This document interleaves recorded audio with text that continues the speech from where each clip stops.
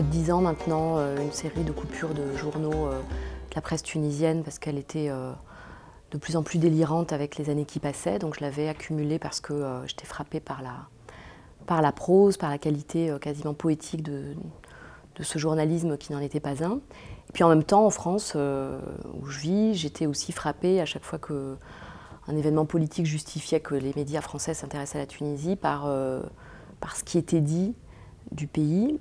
Et je me disais qu'il y avait une solidarité entre ces deux discours, enfin, entre la manière dont cette véritable dictature tunisienne parlait d'elle-même pour se faire passer pour une démocratie et la manière dont les médias dominants ont parlé en France en donnant la parole aussi bien à des responsables politiques qu'à des éditorialistes. Comment la France parlait de la Tunisie, cherchant à atténuer le caractère dictatorial du pays ou à le nier carrément. Je me disais qu'il y avait deux discours qui se répondaient, qui étaient symétriques finalement et qui se consolidaient l'un de l'autre. Donc j'avais cette chose-là en stock. Et puis j'ai eu une proposition pour intervenir sous la forme d'une performance sur cette question lorsque la révolution tunisienne a eu lieu. Et du coup, je suis assez vite allée vers un principe de cut-up et de montage. Notre plus produit de la saison, eh bien, c'est une révolution. Voilà.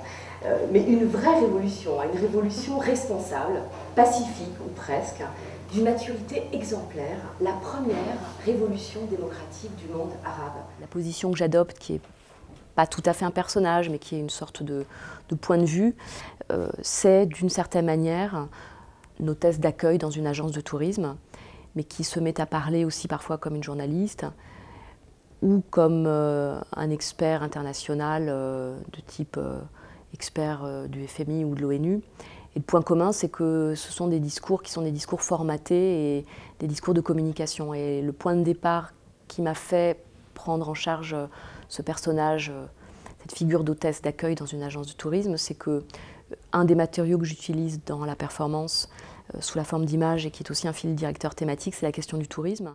Ce qui est très présent dans ce que je fais, c'est la question du discours public, la question du discours médiatique et en particulier comment est-ce que, dans le cas de la Tunisie, mais ça permet de réfléchir plus généralement à d'autres situations, aussi bien de pays arabes que d'autres pays, voire de la France même, comment est-ce que le discours médiatique construit une représentation de la réalité.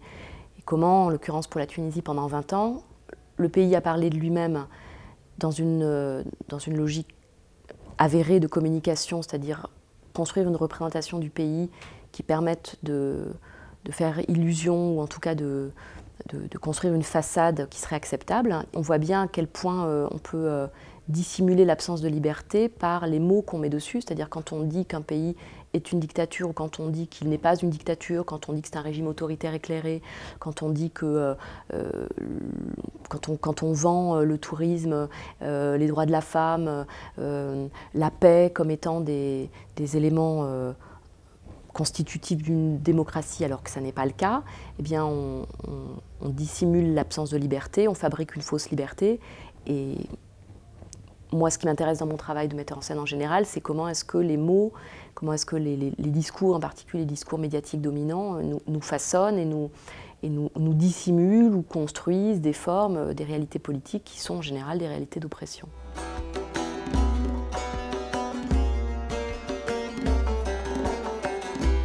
Je sais pas, l'égalité aussi, c'est féminin. Et la liberté aussi, c'est féminin, mais ça, c'est historiquement beaucoup plus traduit au masculin. En France, en 1789, dans la Déclaration des droits de l'homme et du citoyen, eh bien, les droits de l'homme, qui est a priori à entendre au sens de l'humanité, n'ont correspondu qu'aux droits de l'homme masculin. Donc peut-être que c'est un bon signe que égalité et liberté soient des noms féminins, mais historiquement, ces deux termes-là ont été plutôt accordés au masculin. Donc moi, je pense que quand on revendique la liberté et quand on revendique l'égalité, on la revendique évidemment pour que les deux genres soient aussi traités de façon égale.